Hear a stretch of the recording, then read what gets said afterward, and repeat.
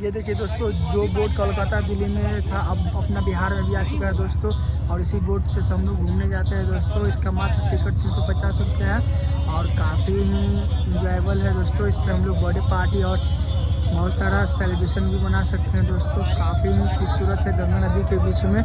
ये देखिए एमबी कौटिल्य के नाम से है दोस्तों, ये एजेंसी है जो काफ़ी खूबसूरत है दोस्तों। हम लोग घूमते हैं और यहाँ पे लोग बहुत ही लोग एंजॉय करने आते हैं। वहाँ सिक्योरिटी गार्ड भी है जो देखिए दोस्तों बता रहा है उसके बारे में। ये देखिए दोस्तों कितना अच्छा लग रहा है पुल जो मरीन ड्राइव से जुड़ा हुआ है दोस्तों। देखिए दोस्तों, छोटा वाला बोट का दाम 150 रुपया दोस्तों। इस पर अगर घूमना चाहते हैं, देखिए दोस्तों कितना मस्त लग रहा है, स्टीमर चल रहा है।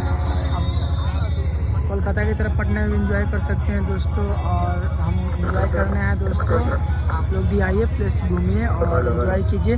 काफ़ी ही बेहद अच्छा प्लेस है दोस्तों। ऐसे ही वीडियो देखने के लिए लाइक और सब्सक्राइब करें दोस्तों। आपके सपोर्ट का जरूरत है भाई को, आपके सपोर्ट से ही सब कुछ संभव है दोस्तों।